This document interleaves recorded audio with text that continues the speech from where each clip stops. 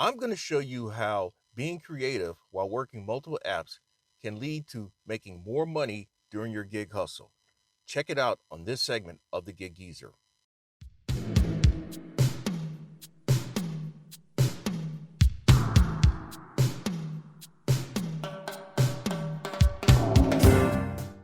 Well, everyone, it's Sunday, June 19th. It is Father's Day 2022.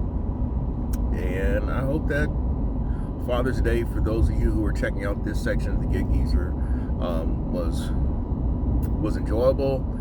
And again, shout out to the fathers and the gig fathers that are out there. I'm actually starting out my Father's Day hustle late. I mean, I'm about 45 minutes late than expected. I actually got up and changed the oil in both of my vehicles, and then kind of went back to sleep. But when I woke back up, it was like, oh, it's time for me to get out and do my thing, man. And so I scrambled to get ready and get on out here. And while I was at the gas station, I accepted a $14 plus order on Grubhub at Applebee, and that's where I'm heading now. In my most recent Gig Geezer upload, I shared something that's more personal to me about time and wisdom of Father's Day legacy. And one person I did not mention, because I guess I don't think about it as much though, but one person I heard a lot about when I was coming along was my grandfather, my mother's father. And what I remember about him was that, I mean, this man literally worked until the day he died. In fact, I still remember being in nursery school. That's what we used to call it back then. It wasn't no pre-K and pre-K3 and all that. It was nursery school, then it was kindergarten, and then it was first grade. Well, I remember being pulled out of nursery school, and my aunt, my mother's oldest sister, taking me to the funeral home where my grandfather was on that slab, still in his work clothes. He died on December 22nd, and so there was not going to be a funeral on Christmas Day, but it was one on December 26th. I remember a person from the mortuary coming by. Back then they showed these slides of choices of plots and things like that. I'm not even going to begin describing what it used to look like, but he came to my grandmother's house in the living room showing you slides, and I remember picking out one, and I think that's what they went with. But my mother always described my grandfather as one who was a good man. She often talked about on Sundays, my grandmother would take her and my two aunts and my uncle, the one I described in the last Gig Geezer segment, to church, and my grandfather would be at home making the Sunday meal. He would get up and shine everyone's shoes and so forth, and he literally, when it came to payday, he was, I guess you would say, the traditional thing of the day back then. He would hand my grandmother the money, and he'd tell her, give me $1 or $2 and I'm good. And of course, $1 or $2 back then went a long way. And what I remember of him, he was an easygoing person, didn't yell a lot, rarely yelled, rarely argued. In fact, he was very much revered, at least among my mother and her siblings. My grandmother she never married again. Yeah, they were married 32 years until death did they part. And it was 32 good years from what I understand. So I never heard any I don't recall ever anything being said negative about my grandfather. And so I'm not saying that that's the type of person I aspire to be, but when you talk of examples of fathers, yeah, that was a good example of a father. And I remember my mother, well, I'll put it like this. My mother used to get on me about, I ain't raising a sorry man. My father was a man, and I ain't raising a sorry man. And it was the classic, And so I remember telling me oftentimes, look, I'm the captain of this ship. If you don't want to abide by my rules and regulations, let that green door hit you in the central core of your ass. In fact, the other one was, I put you in this world and I'll take you out this world.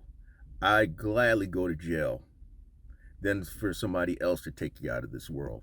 So, but the examples of my grandfather, as I've already mentioned, those are the things that I heard.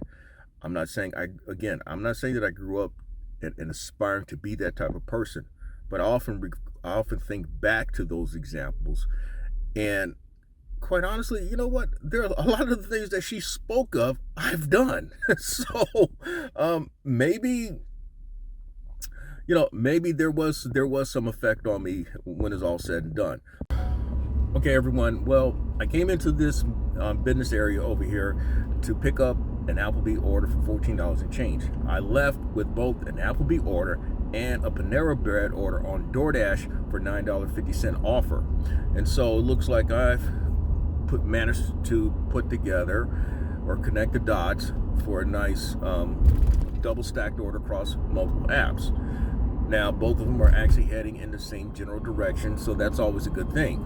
While I'm at it, I swiped for a $22 and change Instacart order, but I am not so particularly cool about where it's heading to.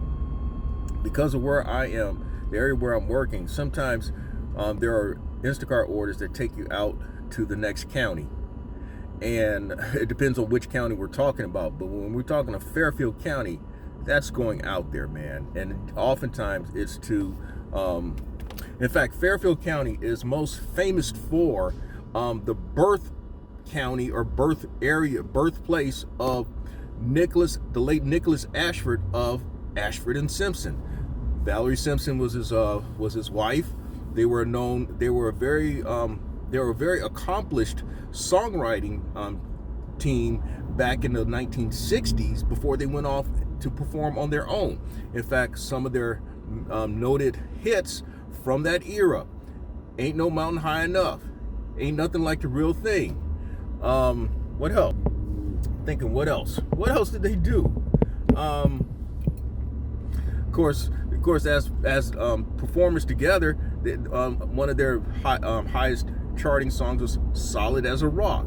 But according to how I feel, this Instacart order may get a resounding "Oh, hell no." One other thing I want to point out while waiting for the Applebee order, I saw two other people come in having accepted DoorDash orders at Applebee. One order was for $6.75. The other was for like $2.75. I don't know which order that both ladies came in for, but obviously those are orders that I didn't accept while I was there. And so that tells me, well, the first lady who came in, she didn't wait long for the order because it was not ready when she got there. But it just tells me that a lot of people, you can make the argument that people just do things according to how they feel or what they feel is best for them, and I got no argument with that. But I mean, if you're looking all mad and huffy because you ain't making no money, that's on you. You need to be checking out the Gig Geezer channel. Hey, and by the way, if you like the content that's been provided in this segment of the Gig Geezer or in any other segment of the Gig Geezer, hit that subscribe button. Give my content a thumbs up. Share my content among others, and I definitely welcome your comments in the section below. If you check out my content, I will help you make some money. Every now and then, I do recommend that you take time out to check out the delivery instructions. But sometimes, and as others have shown, some of these delivery instructions can really be funny or they can be annoying. And this one is annoying, talking about knock loudly and ring the doorbell. Well, I will ring the doorbell, but I ain't knocking loudly. That's on you, especially if it's Grubhub. In fact, guess what? I ain't even gonna knock loudly and ring the doorbell. I'm just gonna place it at the door. Since you're gonna be an ignorant ass motherfucker about things, guess what? I'm gonna be an ignorant ass motherfucker too. I just placed it at the door and I've just driven off. Yeah. So if you want your ice cream and stuff, you'll get off your tail, check out your phone, and see if the app has notified you that your order has been delivered. And so now we move on to the next order, the DoorDash.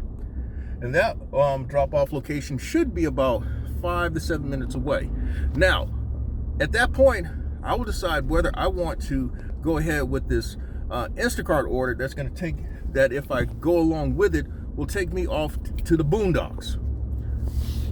Now, what's interesting is that you work these apps long enough, you see some different type of merchant names. Many of them are virtual restaurants. Well, the one that I just observed and rejected was one called Grubhub Goods. Now, it's not far from where I'm at as I'm documenting this, but my guess it's got to be a Walgreens or CVS. But at the same time, if it's Grubhub Goods, I ain't doing that one. Oh, hell no. Besides, just for that $7.65. I don't need that order. So we move on. I'm about probably 4 minutes away from dropping off that DoorDash order, and so we're really going to try to get into this hustle. Now I'm going to explain real quickly why I threw back that Instacart order. Even though it was for $23 or something like that, $22, $23, the number of items were 22. I happened to jump at it because I saw $23. And in my market, you really got to be on it in terms of hitting for those orders. It used to be you have to swipe, now you hit. And so I took into account the distance, which was an inordinate number of miles. I took into account the dollar amount, and so that combination alone, the miles and dollar amount, was not worth it. But also, as I shared in another recent Get Geezer segment about time is money, I also took into account the time element. It is likely by the time I complete shopping for that order, dropping it off, and getting back into position for an order, it's going to be somewhere between 2 and 2:15. And so I may be talking about having made $45 in about 2.5 hours. That's not a good number. I could probably be there just being closer than working the immediate area where I'm at, or migrating somewhere else, and probably have made more. In fact, when I'm going to check back with y'all on that around in another hour and 45 minutes, just to see where I'm at. At this moment, I'm 1 hour into the hustle, and I'm at $23.81. The Grubhub order paid $14.06. The DoorDash order, it offered $9.50. It paid $9.75. And so we'll see if I'm at $45 or better. $45, $46. If I'm $50 or better, let's put it like that. If I'm $50 or better, I made the right choice. I accepted a Bad Daddy's order, thinking that I'm going to go towards the downtown area, not where I really wanted to be. But because I'm working multiple apps, opportunities may still come around. I waited for Bad Daddy's. They weren't ready. But while I was inside Bad Daddy's, I caught an Instacart order for $21 from Public, which is 2 blocks away. Now, because I had that Public order, I was already heading that way. Then I accepted an $11 Bonefish Grill order, which is all on the same street. And then what also came up was a $26 Shop and Pay DoorDash. Well, Bad Daddy and Bonefish got dropped for a $48 opportunity. That's being open to working multiple apps and stacking multiple apps, but that's also being creative. Folks, it's not about really what you do, is how you do it. And so here's the thing.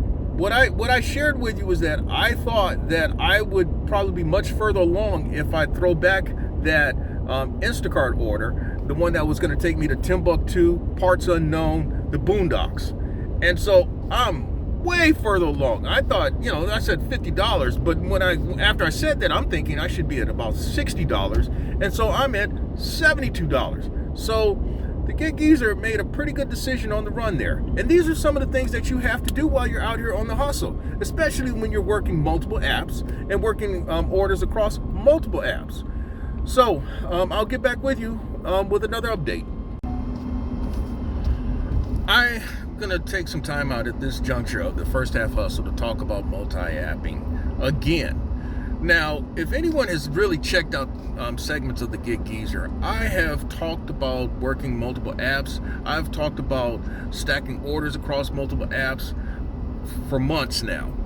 And my thinking is this: you do what you need to do in order to make the money you need to make. I learned quickly in 2020, I needed to work multiple apps in the food delivery aspect of the gig economy. I'd already toggled between Lyft and Uber, stacking rides and pissing off Uber and Lyft. In fact, and I've shared before, as memory serves me correct, Lyft is very hard on drivers. Lyft holds you to somewhere about a 15% threshold when it comes to canceling rides after you've accepted them, and they may send you some more friendly, well-written warnings, or they may go as far as attempting to deactivate you. Uber, well, this is all circa 2018, 2019. Uber frowned upon the same practice, but I managed at the time, 2018, 2019, when I did primarily Uber and Lyft, I was able to make in my market, the Columbia, South Carolina market, or just South Carolina, somewhere around $700 to $800 a week. My best week ever during that era was $882, and I worked my tail off. I've shared this before. I put in about 45 to 50 hours that week, and I mean, I really worked it. But that just goes to show you how limited I was. So I learned very, very quickly, and I've shared this before as well. I want to say somewhere around March 2020, right after the pandemic shutdown, I began working multiple apps with the food delivery apps. And initially, I thought I was just being cool, man. But I also got into trouble with the apps. I got deactivated from Grubhub and Uber Eats. I was able to get back on with Grubhub, but it took me about 6 months before I was back on with Uber Eats. So I know from trial and error, I know from failure, what I need to do in order to maintain active status. Now, I'm setting that up. Now, it was about 30 minutes before I got another order that I was willing to accept, and that was a Grubhub order for $13.92 from Edo Hibachi. It was a pickup and pay, and normally with Edo Hibachi, the longest you're going to wait is about 10 minutes for your order, and you're on out. Now, this is something that what I call being creative. One of the things when you're working multiple apps is that you have to be creative sometimes. You have to create sometimes opportunities for yourself in order to stack orders across multiple apps, or put yourself in a position to where you're going to see more orders come your way. Some of that is sometimes you accept orders that don't make any sense. It looks good from a dollar standpoint, but maybe from a dollars per mile standpoint, it looks stupid. And I've done this from time to time. Most of the time, though, the gamble works. I can't say that I'm going to share this, but I am not saying that you should do this. You may want to try it, but I'm just going to share what I do sometimes in order to make the money that I make. Well, I accepted that order, but I was looking for an opportunity to stack an order on top of it. And I've shared something like this before as well. And what I was able to do was catch a Uber Eats for $11.30 from Starbucks, meaning that I had to drive back down about 7 minutes to Starbucks, but both orders are actually in the same direction. In fact, how it became in the same direction is how I went about picking up the orders. Yes, I went to Edo Hibachi first, but then I went back down to Starbucks, and me knowing the market, knowing where to go, knowing the roads.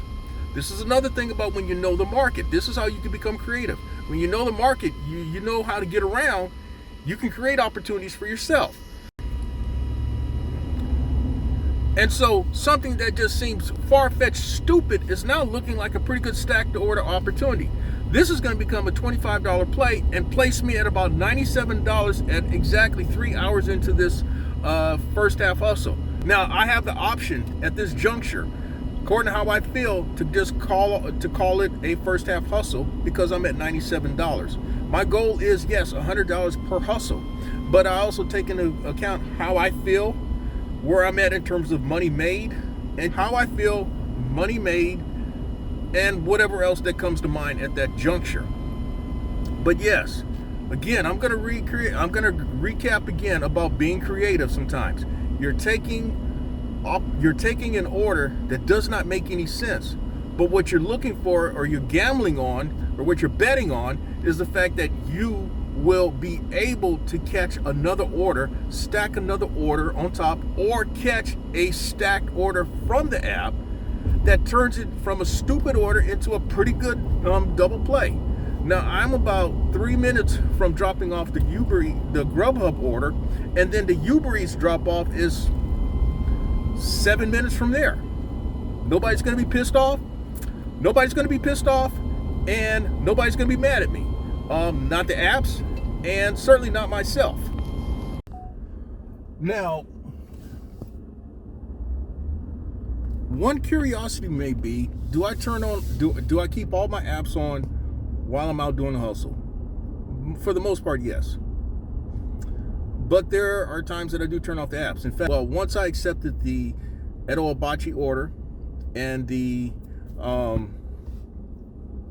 Starbucks order, now what I did was I turned off DoorDash and I turned off Instacart. And the only reason why I turn off the orders sometimes is because I don't want to put myself in a position mentally to where I feel as if I'm missing out on something. That's how you get into trouble with multi-apping, when you also try to stack orders across multiple apps.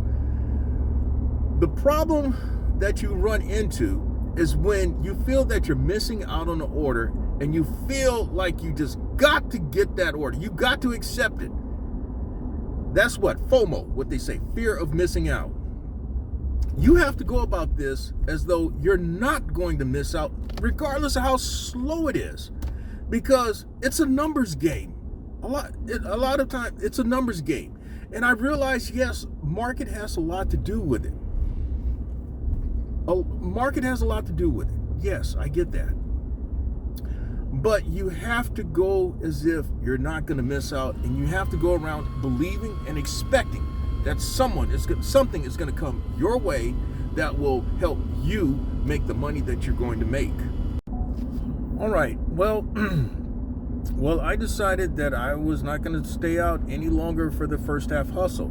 And so what I'm going to do at this juncture is show what I did, at least based on Gridwise, and then show you graphic of what I did for the evening hustle, and then Gridwise again for the entire day's hustle. Now, what I also want to do too is share with you some bonus coverage from actually last night's hustle. And this one is not about being creative, but it's about actually this one is about hidden tips. And you may call it a unicorn. It's not really unicorn because of the amount, in my opinion, but definitely about hidden tips. Now, I am at this juncture in my evening hustle last night, June 18, 2022. I'm at $186 and change. I am right at about 3 hours into my hustle, and I'm migrating back towards an area that I often start, at least as for the last almost year, an area where I typically start my hustles. And so an order came across my screen, 10 items, DoorDash, Chili's, $6.75 offer.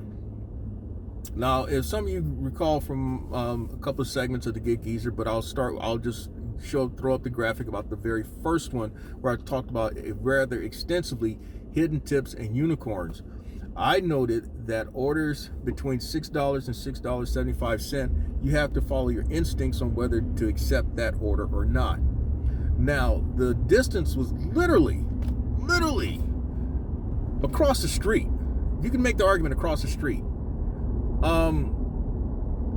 And I decided that I would accept the order. I needed one more order. I'm thinking 10 items, Chili's. After some deliberation, this order should pay at least $10. In worst case, I should have to accept one more order to get to my number for $200 or more. First half hustle, second half hustle in a day. Well, as you see on the inset here, the order literally took me 45 seconds from where I picked up the order to the hotel, which is like literally across the street. It took me all of 45 seconds. And upon dropping off the order, upon dropping off the order paid $24.13. And because I had to contact the guy, because he was supposed to meet me at the door or meet me in the hotel lobby, he tipped me another $4 in cash. So that order paid $28.13, bringing my total for the entire day to $214 and change. Now, that pretty much proves what I've been saying all along, or at least that pretty much confirms or gives some validation to what I've shared about orders that offer $6 and $6.75 in my market, where I believe that you have to follow your instincts on whether there's a hidden tip or better on orders that you may accept. If there's a such thing as a live news break for something, this would be it. I am now at the tail end of my evening hustle. I've been out now for just shy of 3.5 hours, and I am at $1.50 in less than 3.5 hours with my hustle. So I've been averaging over $40 an hour. And this actually complements what I've done earlier today in terms of being creative and creating opportunities by accepting orders in certain areas, going in that direction, hoping that I'll catch something else, stacking that on top of it. And that's exactly what's happened. Well, now I have accepted a stacked $20.50 order from Hibachi Express. That's going to be it for me tonight. And so altogether, we're talking about $1.70 in less than 4 hours. These orders are about 15 minutes away. So $1.70 in 3.75 hours, over $40 an hour. That's going to put me for the entire day about $268, and for the entire week over $1,400, which I did not expect. I'm just thinking that all I'm going to do is just do my usual 2.0, 2.10, maybe 2.20, and call it a day. In fact, I had something else planned to fill the end of this segment of the Gig Geezer, but something like this, I got to add it. I definitely got to add it. And so $1,400, 6.5 days. And you'll see right here the stats in terms of how much per day, per hour, and for today's hustle. So that's where I'm at. I'm about to go inside. In fact, you can come with me.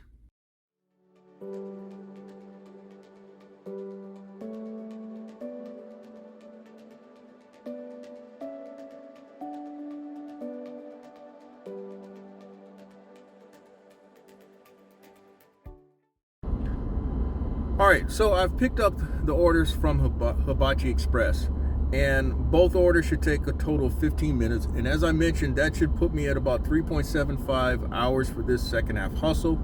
And altogether for today, somewhere is at about 7 hours. Yeah, because I was out 3.25 hours for the first half hustle, and then 3.75 hours for this one. That puts me at 7.0 hours for today, and almost $40 an hour for the entire day. Now that I have not seen that in a while. In fact, the last time I had a Sunday like this was on Mother's Day, which is last month. Have I had a day close to this since then? In between, yes, I've had a day close to. In fact, I'll show that on. In fact, here you go on the inset with that particular day where I had somewhat of a overall solid day. But the next time I come back, I will be wrapping up this segment of the Gig Geezer. As promised, I said I'd come back and wrap up the Father's Day hustle. And altogether, for the Father's Day hustle, I made $269.45. I put in exactly 7 hours yesterday and averaged just south of $40 an hour. Now, that second half hustle yesterday, I made exact that the second half hustle ended with me making exactly $171.85, and that was accomplished in 3.75 hours, or making $45 an hour last night. That first half hustle ended with me making altogether $97.70, and that was done in 3.25 hours, and I averaged just a tick over $30 an hour. Couple other things. Now, what was interesting is that I started off yesterday's hustle with an interesting uh, delivery request by a customer. I ended with one even better. This was with that double stacked DoorDash order, and one of the customers said exactly, "Don't fuck with that doorbell."